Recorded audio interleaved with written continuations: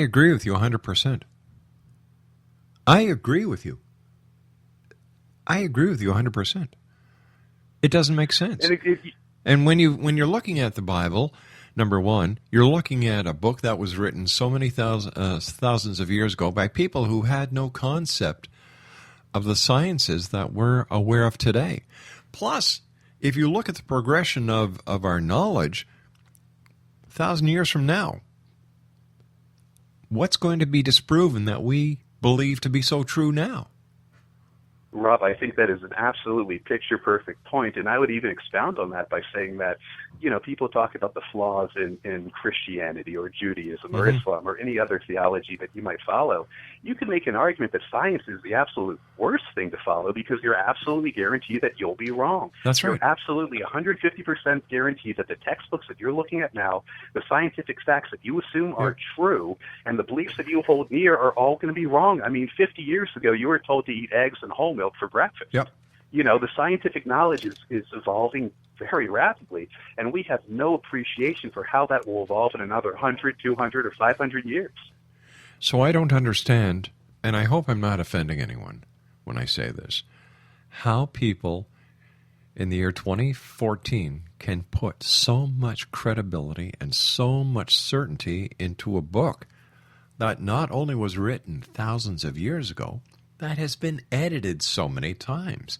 Look at what happened at the Council of Nicaea. Well, let's see, this doesn't make sense to us. So as the editors of the Bible, we're going to throw that one out. That chapter doesn't exist anymore. It was a miracle. Yeah. Rob, let me throw out an incredibly heretical idea. An idea that's going to be incredibly controversial. It might make your listeners very upset, but I want to throw it out anyway. Listen, I'm going to tell you something. There's nothing you can say that has upset them more than anything I've already said, so go for it. Well, that's true. You did be like taking a goldfish to SeaWorld after your show. That's very true. But let me ask you a real provocative question. Okay. To an illiterate man living 3,000 years ago, how would a Bible be any different from an idol? Exactly. I guarantee you, our ancients were not stupid. They were fully aware that a stone creature, a rock creation, could not move. I absolutely 1,000,000% guarantee you that. Instead, what I assume is that they figured that these idols were divinely inspired and therefore a conduit to God Almighty. And if you pray to the rock, you can reach God. Now, for an illiterate man, how would that be any different than the Bible? That the Bible is so holy, the pages themselves are immutable. They cannot be changed. If you drop the Bible, it would be a sin. And you can use this book to actually appeal to God Almighty and have him change his divine plan for your betterment? I mean, is that not an idol, or is that not an idol? It's an idol. Well, plus but by that token, to flip it around, though, and to be fair to the Christians that are devout, you can make the argument that the Bible is more than a history book and more than a scientific book. That when Jesus said, "I am a rock," he's not saying I'm an actual rock, but it's a book of poetry. It's everything blended together. Yeah. And maybe, just maybe, if there's an infinite God, he could let you know that he's really there in such a beautiful, simplistic way. And I think I can prove to you the existence of God. Go for it. Are you ready? I'm ready. Have you ever noticed that the sun and moon are exactly 100% identical? Now, I don't mean in pure size. The sun is about 108 times larger than the Earth. The moon is about 1/4 the size of Earth. But from this one exact spot in the cosmos, the Earth, the sun, the moon, the sun and the moon are so perfectly identical, they actually take turns perfectly eclipsing the other. The two most obvious signs in the sky are absolutely 100% identical from where we are on Earth.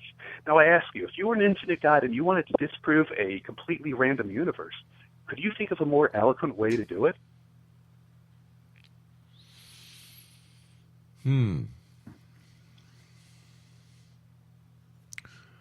a hell of an idea. Yeah.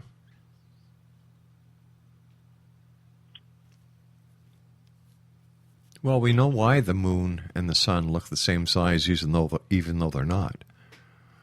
We know why. Well, sure. It's the perspective of where we are on Earth. Exactly. And we know that the moon is gradually moving away. We know the sun will be increasing in size as the hydrogen and helium nuclear reaction begins to accelerate over billions of years in the future. But where we are right now, it seems awfully compelling to me that they are exactly the same size. I mean, literally to the point where one will take turns eclipsing the other. And that just seems a little bit too precise to be an example of the laws of probability, doesn't it? It almost seems deliberate. I can't agree with you there. I can't agree with you. I agree with you from this, from where we are today. When you look up at the sun and you look at the eclipses, it is a great sight. But as far as deliberately put there by a creator, I think that would be stretching it.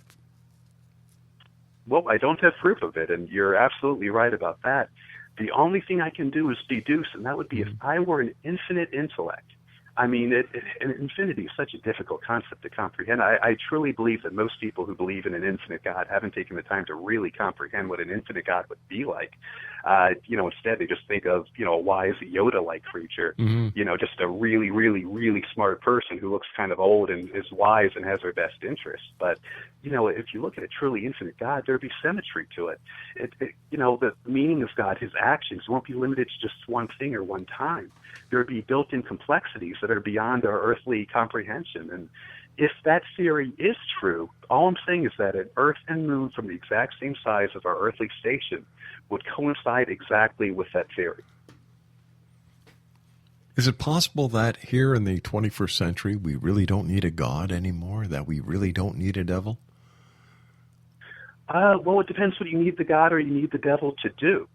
One of the really interesting questions about the devil, and talking about it from a historical, factual aspect, and not talking about the reality of the devil, but just the effect of people believing in the reality of the devil. Why did Christianity become the world's most popular religion? If you look at it from an ideological point of view, the edicts of Christianity, they're not threateningly dissimilar from Judaism, and their zeal in winning new converts, it's not that much different than Islam. And Buddhism, Hinduism, there are a lot of very compelling faiths out there. But the one thing about Christianity that's radically different from every other faith is the idea not just of an evil entity, but an evil entity actually plotting to overthrow and destroy God and take over everything. And boy, you talk about an aggressive demon. I mean, to declare war on God and when he has home field advantage in heaven, that's, you're talking about a guy with very good self-esteem. But the idea of a devil that is going to be out there and so powerful that he could actually harm God, if you're looking for a faith to believe in, I sure would want protection from that kind of entity.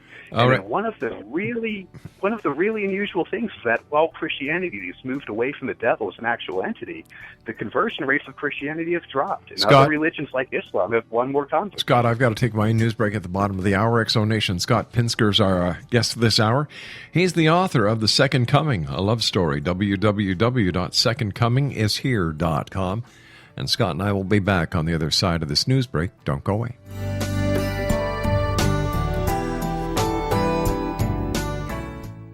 Are you considering calling a psychic to read your situation? Then consider David Champion, a psychic medium for more than 20 years with thousands of readings under his belt. David Champion will make you feel comfortable. He has proven to be honest and accurate. He's a straight shooter. There's no guesswork. What he sees is what you get. While he is a medium, most of the calls focus on relationships, not only love, but work, school, neighbors, and more. Need help with finding a job and preparing for the interview? Are you dealing with people who are obstacles in your path? For more information, go to davidchampion.com, $1.50 per minute paid by credit card with a minimum of 30 minutes. For your reading with David Champion, call 1-877-702-8598. That's 1-877-702-8598.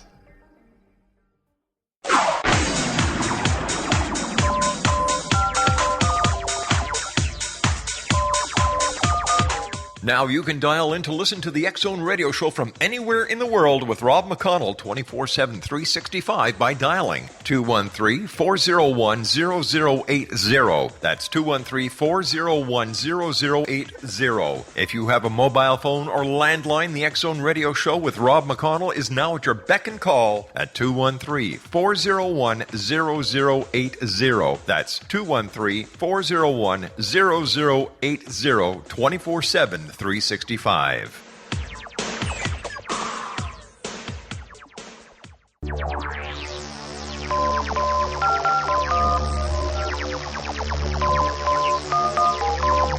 Now you can dial in to listen to the X-Zone Radio Show from anywhere in the world with Rob McConnell 24/7, 365 by dialing 213-401-0080. That's 213-401-0080. If you have a mobile phone or landline, the X-Zone Radio Show with Rob McConnell is now at your beck and call at 213-401-0080. That's 213-401-0080, 24/7, 365.